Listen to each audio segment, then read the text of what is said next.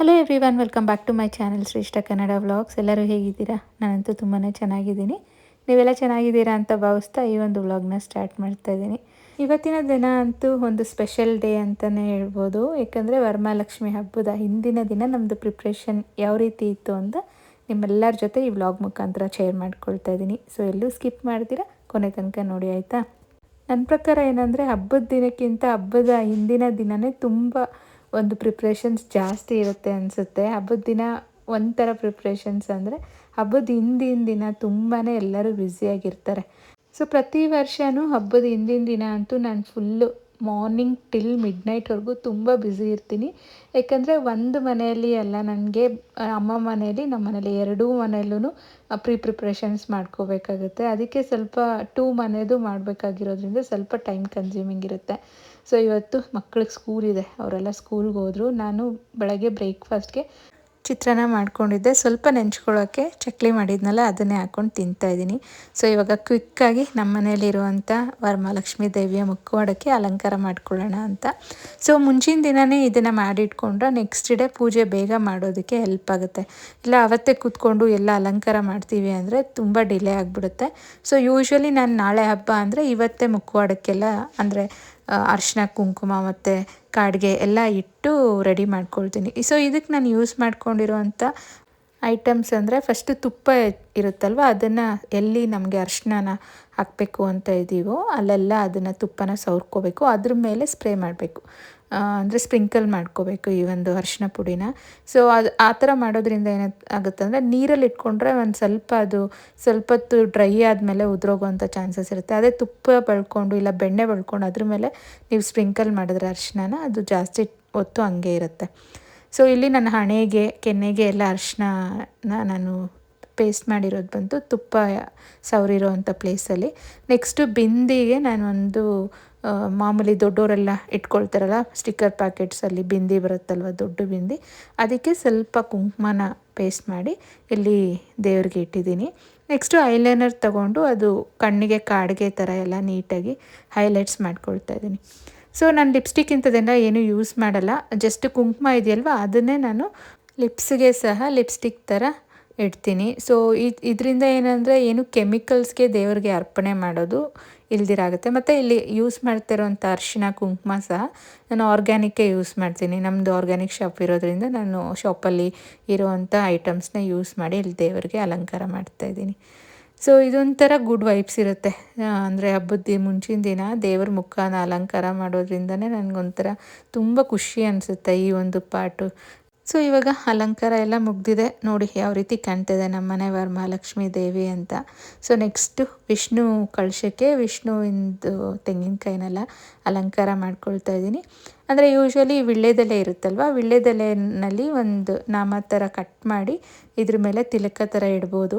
But ನಮ್ಮ ಮನೇಲಿ ಇವತ್ತು ವೀಳ್ಯದೆಲೆ ಇನ್ನೂ ನಾನು ಶಾಪಿಂಗ್ ಮಾಡ್ಕೊಂಡು ಬಂದಿಲ್ಲ, ಅದಕ್ಕೆ ಮನೇಲಿರುವಂಥ ಪೇಪರ್ನೇ ಕಟ್ ಮಾಡಿ ತಿಲಕ ಮಾಡೋಣ ಅಂತ ಜಸ್ಟ್ ಏನಾದರೂ ಒಂದು ಅರಿಶಿನದ್ದು ಒಂದು ಪೇಸ್ಟ್ ಮಾಡಿ ಇದ್ರ ಮೇಲೆ ಹಚ್ಚಿ ನೆಕ್ಸ್ಟು ಈ ಕಾಫಿದು ಇದಿರುತ್ತಲ್ವ ಸೋಸು ಅಂಥದ್ದು ಅದರಲ್ಲಿ ಈ ಥರ ಸ್ಪ್ರಿಂಕಲ್ ಮಾಡಿದ್ರೆ ಅರಿಶಿನ ನೀಟಾಗಿ ಈವನಾಗಿ ಎಲ್ಲ ಕಡೆ ಇರುತ್ತೆ. ಮತ್ತು ಜಸ್ಟ್ ಹಿಂಗೆ ಒಂದು ಪ್ಲೇಟ್ ಇಟ್ಕೊಂಡು ಹಿಂಗೆ ತಟ್ಬಿಟ್ರೆ ಅದು ಎಕ್ಸ್ಟ್ರಾ ಇರೋದೆಲ್ಲ ಬಂದುಬಿಡುತ್ತೆ.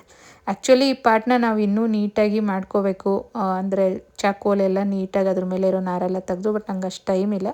ಸೊ ದೂರದಿಂದ ಏನು ನೀಟಾಗೆ ಕಾಣುತ್ತೆ ಅಂತ ಈ ಥರ ಮಾಡಿದ್ದೀನಿ. ಇವಾಗ ಒಂದು ಪೇಪರ್ ತೊಗೊಂಡು ಅದ್ರ ಮೇಲೆ ಈ ಥರ ತಿಲಕ ಥರ ಒಂದು ಕಟ್ ಮಾಡಿ ಇವಾಗ ಒಂಚೂರು ತೇವ ಮಾಡಿ ಅಂದರೆ ಆ ಪಾರ್ಟ್ ಏನಿರುತ್ತಲ್ವ ಓಪನ್ನು ಅದಕ್ಕೆ ತೇವ ಮಾಡಿ ಅಲ್ಲೆಲ್ಲ ಕುಂಕುಮ ಇಟ್ಕೊಂಡ್ರೆ ಒಂದು ಒಳ್ಳೆ ಈ ಒಂದು ತಿಲಕ ಮಾರ್ಕ್ ಬಿದ್ದಿರುತ್ತೆ. ಸೊ ಈ ಥರ ಮುಂಚೆ ದಿನವೇ ಪ್ರಿಪೇರ್ ಮಾಡ್ಕೊಳ್ಳೋದ್ರಿಂದ ಅದು ಕಳಶ ನಾವು ಸ್ಥಾಪನೆ ಮಾಡಿದಾಗ ತುಂಬ ಬ್ಯೂಟಿಫುಲ್ಲಾಗಿ ಕಾಣುತ್ತೆ. ಸೊ ಆ್ಯಕ್ಚುಲಿ ಈ ಕಳಶದ ಮೇಲೆ ಇಡೋಕ್ಕೆ ಒಂದು ಕಿರೀಟ ಬೇರೆ ಇತ್ತು. ಅದು ಲಾಸ್ಟ್ ಇಯರ್ ಇಟ್ಟಿದ್ದೆ, ಈ ವರ್ಷ ಸಮವ್ ಎಲ್ಲೋ ಮಿಸ್ ಆಗಿಬಿಟ್ಟಿದೆ.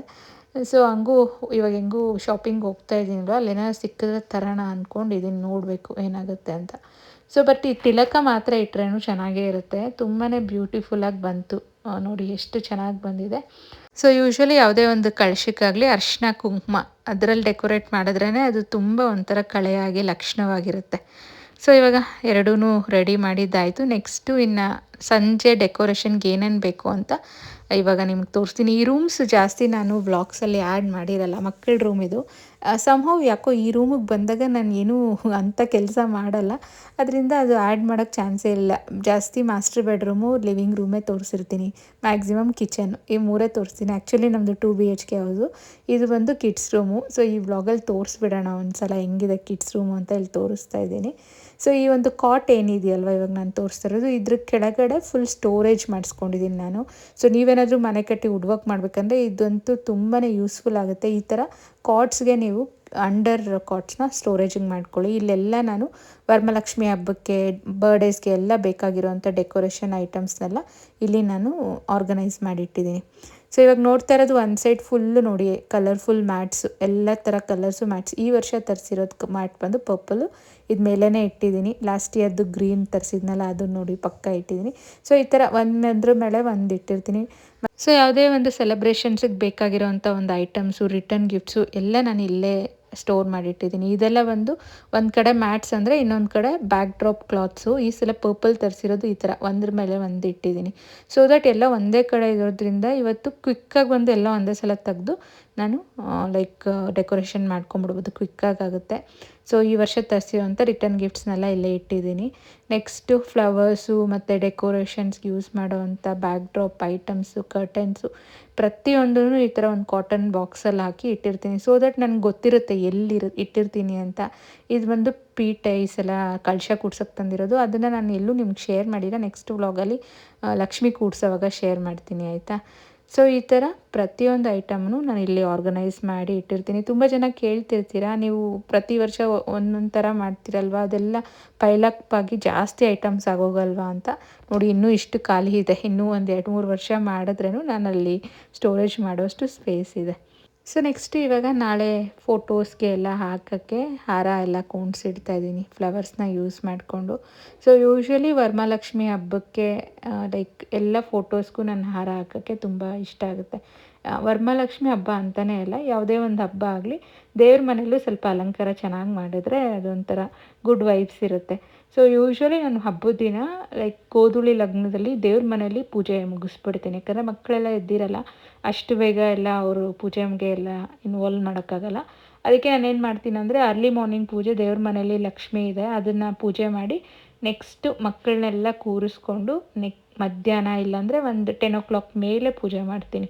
ಸೊ ಆ ರೀತಿ ಮಾಡೋದ್ರಿಂದ ಮಕ್ಕಳು ಇನ್ವಾಲ್ವ್ ಆಗ್ತಾರೆ, ಅವ್ರಿಗೂ ಹಬ್ಬ ಅನ್ನೋದೇನು ಅಂತ ಗೊತ್ತಾಗುತ್ತೆ, ಯಾವ ರೀತಿ ಮಾಡೋದು ಎಲ್ಲ ಪರಿಚಯ ಆಗುತ್ತೆ. ಸೊ ನನಗಂತೂ ಫುಲ್ ಫ್ಯಾಮ್ಲಿ ಜೊತೆ ಹಬ್ಬನ ಸೆಲೆಬ್ರೇಟ್ ಮಾಡ್ಕೊಳ್ಳೋದಕ್ಕೆ ತುಂಬ ಖುಷಿ ಅನಿಸುತ್ತೆ. ಸೊ ಇವಾಗ ದೇವ್ರದ್ದು ಏನು ಹಾರಗಳೆಲ್ಲ ಕುಣಿಸ್ಬೇಕಾಗಿತ್ತಲ್ಲ ಫೋಟೋಸ್ಗೆ, ಅದೆಲ್ಲ ಮುಗ್ದಿದೆ.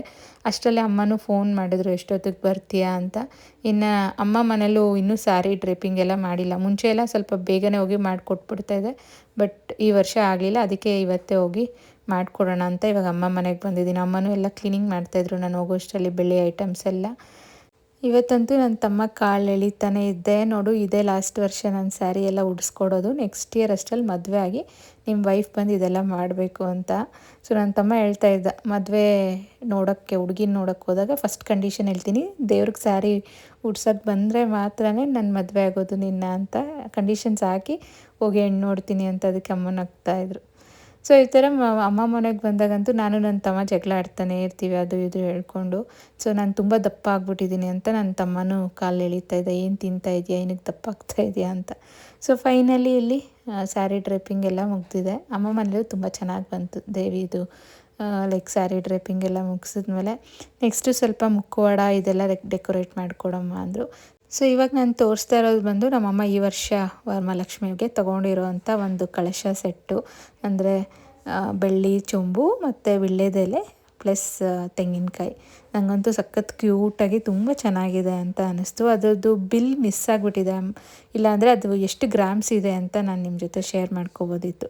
ಸೊ ಅಮ್ಮ ಈ 2 ಕಳಶ ಕೂಡಿಸ್ತಾರೆ, ಒಂದು ವರಮಹಾಲಕ್ಷ್ಮಿ ಕಳಶ, ಇನ್ನೊಂದು ರೆಗ್ಯುಲರ್ ಆಗಿ ದೇವ್ರ ಮನೇಲಿ ಕೂಡಿಸ್ತಾರೆ. ಸೊ ಎರಡಕ್ಕೂ ನನಗೆ ಅಲಂಕಾರ ಮಾಡಿಕೊಡು ಅಂತ ಮಾಡಿಸ್ಕೊಂಡಿದ್ದಾರೆ. ಸೊ ನೆಕ್ಸ್ಟು ಇದನ್ನ ಸ್ವಲ್ಪ ಶಾಪಿಂಗ್ ಎಲ್ಲ ಮಾಡ್ಕೋಬೇಕು ಅಂತ ಇವಾಗ ಕೋಲಾರ ಮಾರ್ಕೆಟ್ಗೆ ಹೋಗ್ತಾ ಇದ್ದೀರಿ, ಫ್ಲವರ್ ಮಾರ್ಕೆಟ್ಗೆ. ಸೊ ಪ್ರತಿ ವರ್ಷ ಅಮ್ಮ ಅವ್ರು ಏನು ಮಾಡ್ತಾಯಿದ್ರು ಅಂದರೆ ಡೆಕೋರೇಷನ್ ಅವ್ರನ್ನ ಬುಕ್ ಮಾಡಿಬಿಡ್ತಾಯಿದ್ರು. ಬಟ್ ಒಂದು ಪ್ರಾಬ್ಲಮ್ ಏನಾಗ್ತಾಯಿತ್ತು ಅಂದರೆ ಅವರೆಲ್ಲ ಡೆಕೋರೇಟ್ ಮಾಡಿ ಹೋದ್ಮೇಲೆ ಮನೆ ಫುಲ್ಲು ಅದು ಅವ್ರು ಕಟ್ ಮಾಡಿ ಹಾಕಿರೋದೆಲ್ಲ ಒಂಥರ ರಾಶಿ ರಾಶಿ ಬಿದ್ದಿರ್ತಾಯಿತ್ತು. ಅದು ಕ್ಲೀನಿಂಗ್ ಒಂದು ಟಾಸ್ಕ್ ಆಗ್ತಾಯಿತ್ತು. ಅದಕ್ಕೆ ಒಂದು 3 ಇಯರ್ಸಿಂದ ಏನು ಮಾಡ್ತಿದ್ದಾರೆ ಅಂದರೆ ಇಲ್ಲೇ ಎಲ್ಲ ರೆಡಿ ಮಾಡಿ ಇಟ್ಟಿರ್ತಾರಲ್ಲ ಅಂಥದನ್ನು ತೊಗೊಂಡೋಗಿ ಡೆಕೋರೇಟ್ ಮಾಡೋಣ ಅಂತ ಒಂದು ಆರ್ಚು ಮತ್ತು 2 ಬೊಕ್ಕೆ ಶಾಪಿಂಗ್ ಮಾಡ್ಕೊಂಬನ್ನಿ ಅಂದರು. ಸೊ ಅವ್ರು ಮುಂಚೆನೇ ನಾವು ಬುಕ್ ಮಾಡಿಬಿಟ್ಟಿರ್ತೀವಿ. ಸೊ ಅಲ್ಲೋಗಿ ನಮ್ಗೆ ಯಾವ್ದು ಇಷ್ಟನೋ ಸೆಲೆಕ್ಟ್ ಮಾಡ್ಕೊಳ್ಳೋದು. ಸೊ ನೆಕ್ಸ್ಟು ಸ್ವಲ್ಪ ಫ್ಲವರ್ಸು, ಫ್ರೂಟ್ಸು, ಅಪ್ಪ ರೇಟ್ ಅಂತೂ ಕೇಳೋಂಗೆ ಇಲ್ಲ. ಮಲ್ಲಿಗೆ ಹಾರ ಆಗಲಿ ಎಲ್ಲನೂ 1000-2000 ಈ ಥರ ಬಾಯಿಗೆ ಬಂದಿದ್ದು ರೇಟ್ ಹೇಳ್ತಾಯಿದ್ರು. ಬಟ್ ಅವ್ರಿಗೂ ಇವತ್ತೇ ಒಂದೇ ದಿನ ಅಲ್ವಾ. ಸೊ ನಾವು ಒಂದು ಮಲ್ಲಿಗೆ ಹಾರ ತೊಗೊಂಡ್ವಿ ಅಮ್ಮ ಮನೆ ದೇವರಿಗೆ. ನೆಕ್ಸ್ಟು ಈ ಒಂದು ಅರಿಶಿನ ಸೆಲೆಕ್ಟ್ ಮಾಡಿದ್ವಿ, ಅಂದರೆ 2 ವೀಲರಲ್ಲಿ ಹೋಗಿದ್ವಿ, ಅದರಲ್ಲಿ ಇಟ್ಕೊಂಡು ಬರೋಕ್ಕಾಗಲ್ಲ ಅಂತ ನೆಕ್ಸ್ಟು ಅಪ್ಪ ಕಾರ್ ಕಳಿಸಿದ್ರು. ಸೊ ಕಾರಲ್ಲಿ ಇವಾಗೆಲ್ಲ ಇಟ್ಕೊಂಡು ಇವಾಗ 2 ಕಮಲದ ಹೂವು ಬೇರೆ ತಂದಿದ್ದೆ ಕೈಯಲ್ಲಿ ಇಡೋದಕ್ಕೆ. ಸೊ ಅಮ್ಮ ಮನೇಲಿ ಈ ಥರ ಡೆಕೋರೇಷನ್ ಮಾಡಿ ಕೊಟ್ಟೆ. ಸೊ ತುಂಬಾ ಚೆನ್ನಾಗಿ ಬಂತು ಅಂತಲೇ ಹೇಳ್ಬೋದು ಸೆಟ್ ಮಾಡಿದ್ಮೇಲೆ. ಸೊ ಇವಾಗ ನಿಮ್ಮ ಜೊತೆ ಶೇರ್ ಮಾಡ್ತಾಯಿದ್ದೀನಿ ಯಾವ ರೀತಿ ಕಾಣ್ತಾ ಇದೆ ಅಮ್ಮ ಮನೆಯಲ್ಲಿ ಲಕ್ಷ್ಮಿ ಅಂತ. ಸೊ ಇದು ಪ್ರೀವಿಯಸ್ ಡೇನೇ ನಾನೆಲ್ಲ ಅಮ್ಮಗೆ ಹಿಂಗೆ ಜೋಡಿಸ್ಕೊಟ್ಟು ಬಂದುಬಿಟ್ರೆ ಅಮ್ಮಗೂ ಈಸಿ ಆಗುತ್ತೆ. ನೆಕ್ಸ್ಟು ಮನೆಗೆ ರಿಟರ್ನ್ ಆಗಿ ಅದು ಯಾವ ರೀತಿ ಇದೆಲ್ಲ ಡೆಕೋರೇಷನ್ ಮಾಡಿದೆ ಅಂತ ಕ್ಲಿಪ್ಪಿಂಗ್ಸ್ ತಗೊಳ್ಳೋಷ್ಟು ಪೇಷನ್ಸ್ ಇರಲಿಲ್ಲ. ಸೊ ಎಲ್ಲ ಮಾಡಿದ್ಮೇಲೆ ನಿಮ್ಮ ಜೊತೆ ಎಷ್ಟು ಮಾಡಿದೆ ಅಂತ ಇಲ್ಲಿ ಕ್ಲಿಪ್ಪಿಂಗ್ಸ್ ಆ್ಯಡ್ ಮಾಡ್ತಾಯಿದ್ದೀನಿ. ಸೊ ಇದೆಲ್ಲ ಮ್ಯಾಟ್ಸ್ ಎಲ್ಲ ಹಾಕಿ ಏನೇನು ಎಲ್ಲೆಲ್ಲಿ ಇರಬೇಕು ಅಂತ ಒಂದು ಕಡೆ ನೀಟಾಗಿ ಜೋಡಿಸಿಟ್ಬಿಟ್ರೆ ನೆಕ್ಸ್ಟ್ ಡೇ ನನಗೆ ಪೂಜೆ ಮಾಡೋದಕ್ಕೆ ಈಸಿ ಆಗುತ್ತೆ. ಸೊ ನೋಡಿದ್ರಲ್ಲ ಯಾವ ರೀತಿ ಇತ್ತು ನನ್ನ ಒಂದು ದಿನ ಅಂತ. ಸೊ ನೆಕ್ಸ್ಟ್ ಡೇ ಹಬ್ಬದ ದಿನದ ವ್ಲಾಗನ್ನ ನಾನು ಇನ್ನೊಂದು ವ್ಲಾಗಲ್ಲಿ ಶೇರ್ ಮಾಡ್ತಾಯಿದ್ದೀನಿ. ಸೊ ಇವಾಗ ಜಸ್ಟ್ ಗ್ಲಿಮ್ಸ್ ಆ್ಯಡ್ ಮಾಡಿದ್ದೀನಿ ಯಾವ ರೀತಿ ಮಾರ್ನಿಂಗ್ ನಾನು ಪ್ಲೇಟ್ಸ್ ಎಲ್ಲ ಡೆಕೋರೇಟ್ ಮಾಡಿಕೊಂಡೆ ಅಂತ. ಹೋಪ್ಫುಲಿ ಈ ವ್ಲಾಗ್ ನಿಮ್ಮೆಲ್ಲರಿಗೂ ಇಷ್ಟ ಆಗಿದೆ ಅಂತ ಭಾವಿಸ್ತಾ ಇದ್ದೀನಿ. ಕೊನೆ ತನಕ ನೋಡ್ತಾ ಇರೋ ಪ್ರತಿಯೊಬ್ಬರಿಗೂ ಥ್ಯಾಂಕ್ ಯು ಹೇಳ್ತಾ ಈ ವ್ಲಾಗ್ ನಾನು ಇಲ್ಲಿಗೆ ಮುಗಿಸ್ತಾ ಇದ್ದೀನಿ. ಇನ್ನೊಂದು ವ್ಲಾಗಲ್ಲಿ ಮತ್ತೆ ಸಿಗೋಣ.